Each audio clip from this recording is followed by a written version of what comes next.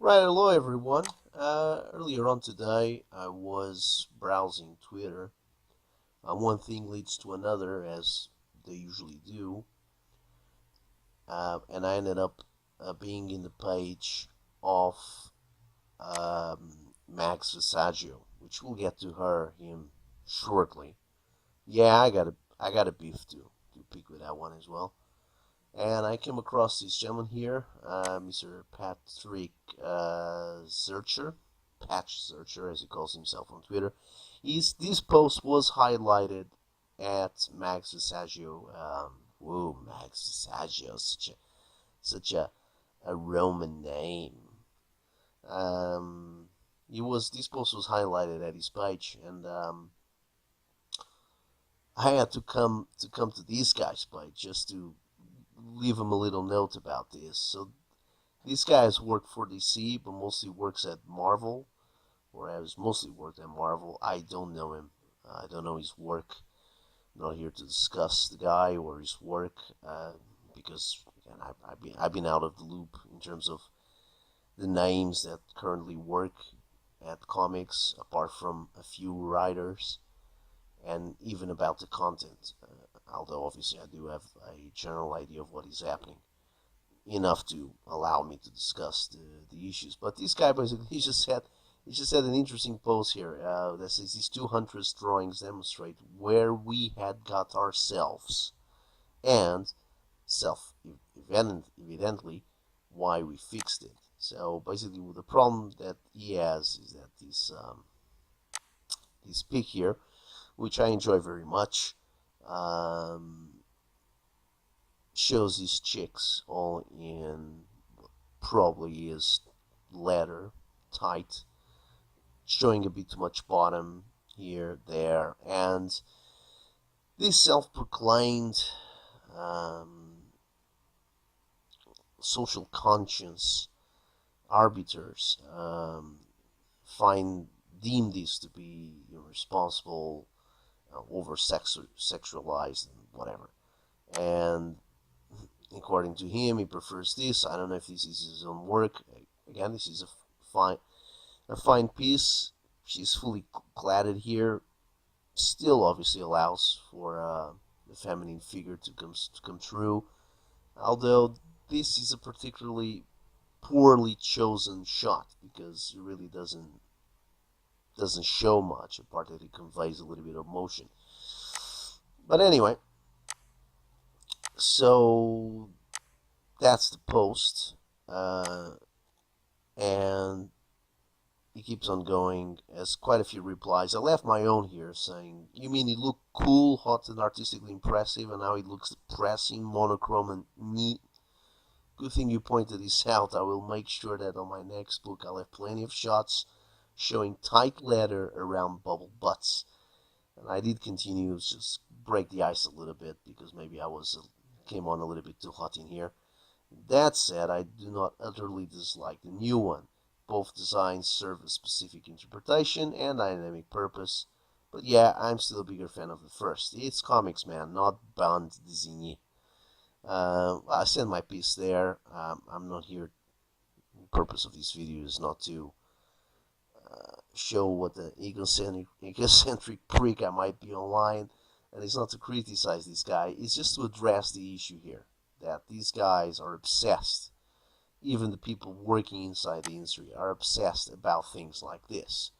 That this is supposed to be wrong. This is, well, this basically is the video nasty scare of the 80s.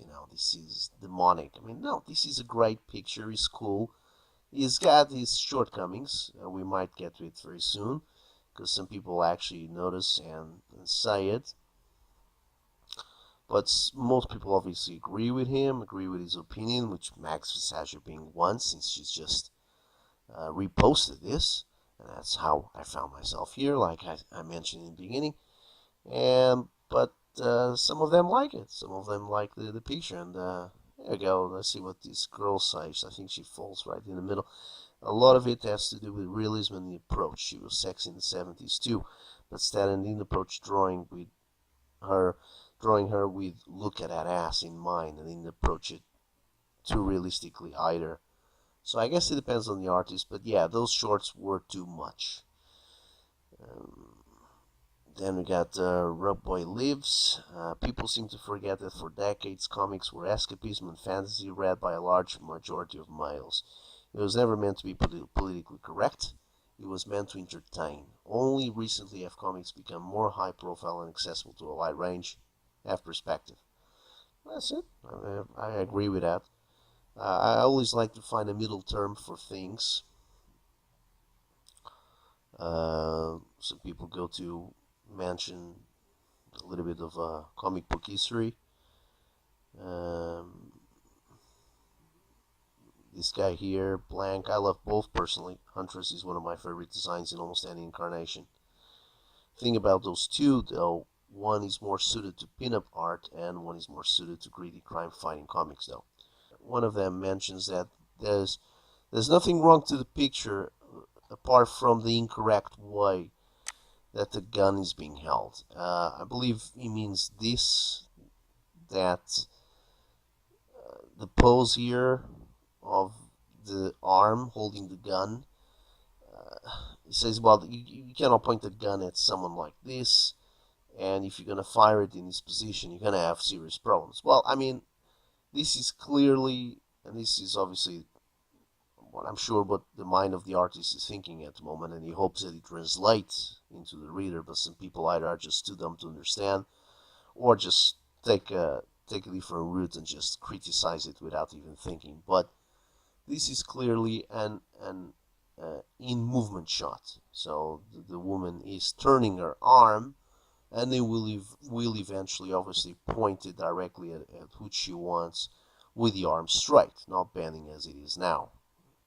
This is clearly evident. So all these guys that self-proclaim themselves being so smart and so smug, they're just idiots. I mean, some guys actually don't think twice before saying stupid things. That costume, the one on the left, was such a ridiculously bad costume design. Oh, artist, what were you thinking? Her older costume and the right new one are so much better and sleeker. The new costume was introduced when nothing was broken, and then they broke it. Now, guys, there is nothing wrong with this picture. And now it brings me to the constant problem in comics as it stands at the moment, which I will address now by bringing back Max Visaggio. Okay, so who the hell is this person?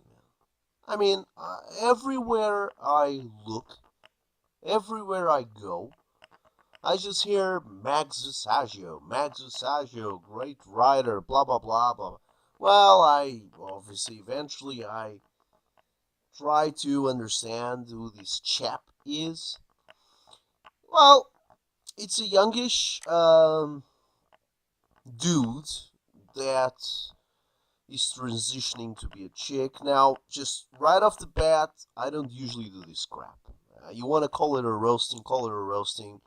I couldn't care less what this guy wants to do with his body. What I don't understand and what I want to get to the bottom of is this is just one more example of the crap that surrounds and permeates every single aspect of our culture and our academia and our commerce and society. I mean, these guys that come from nowhere and suddenly I put it on a pedestal. I mean, don't get me started with reality TV where blokes and chicks they don't even know how to they don't even know the alphabet from the first to the last letter without screwing up somewhere in the middle. They're made into superstars and given millions. Forget about that. I mean, this guy is working. Yeah, a guy is working in an industry, comic book industry. He's writing books. He's getting money. This is his job. He's getting a lot of media attention, and he's very famous, very popular. Now, he makes a living out of it. Great. But you know what? Back to the same question. Who the hell is he? why suddenly he became a token boy slash girl for the comic book industry, a spokesperson, because that's what he is. He's quite popular at the moment. He's got a bunch of books that he's allegedly writing. He's a high roller. He's everywhere. I mean, this reminds me once when I got up in an history class to speak about jousting, because I have a fixation about jousting and all things surrounding jousting, because I studied the Middle Ages quite profoundly. I was a bit of a geek about it. And so I got up and I decided I should speak to the class about it without really being asked to. And the teacher, because he knew that I did have an interest on that particular issue, he allowed me to take the stand. But immediately the one hand in the audience went up and he asked the obvious question. Sorry, but why is this guy suddenly an authority on the subject? It was a completely reasonable question, one that was a little bit harder to answer, but I explained to them what I just explained to you guys now. And again, the question comes back to this gentleman right here. Why is this guy suddenly an authority on how to write books? I mean, surely this guy hasn't got an Eisner Award or a Nobel Prize of Literature, just a punk. A punk that suddenly got chosen by Marvel to be at the top of the writers' list. I'm pretty sure the other writers at Marvel are pretty pissed off. Guys like Claremont and Peter David, if he's still working there. Yeah, well, Jim Starlin left. Jim Starlin left because he's fed up of those guys. All right, this is just and exactly what Richard C. Meyer mentions. This is identity politics. I mean, the only reason this chap is writing and he's got a bunch of books under his belt is because he's a guy transitioning to be a chick, which he himself says, yes, I make that the main point of attraction in my person, and I do speak quite openly and constantly about it. And he comes to me saying, yes, because that's the only reason why you're employed. Why suddenly you're a token boy? Because you have that special thing about you. You're gonna cut your wiener off. For F's sake, man. I mean, come on. And this is a problem I always had to put up with. From colleges to work environments. The less brilliant ones always have to gang up together because it's the only way they get to be on top of the chain without actually making an intellectual physical effort. Now, I'm not sure if Max is a great writer. Maybe he's a brilliant, one-of-a-kind writer, but I got a feeling from what I heard about him and from the little I read that he's a writer. He's so much a writer as like the doorman of my mother's building. If I give him a pen and a paper and I show him a couple of comics, maybe a couple of months later he will come back exactly with the same quality of writing that Mags here writes. Yes, guys, this is just the problem. This is the problem I mentioned in other videos that I've been mentioning, not now, not from 2000, but from the 90s. Started snowballing back there. I saw it coming. I was probably one of the few that saw it coming way before he actually started. I saw it coming in the late 80s. And by the mid-90s, I already knew this was going to be a train that was going to come off the tracks. There's no talent to these people. There's no special talent. They're not the chosen ones. They're just grabbed by particular features that they have, either their skin color, either for what is between their legs, or by how loud they screech. And they're made into the token personas of either a particular industry, a particular company, or a particular intellectual movement. There used to be a time We used to get real heroes to be at the forefront. God damn it, even the Marxists and their Lenin. He was more of an intellectual than Magdalene Visaggio will ever be. That's it for today. I'm really pissed off.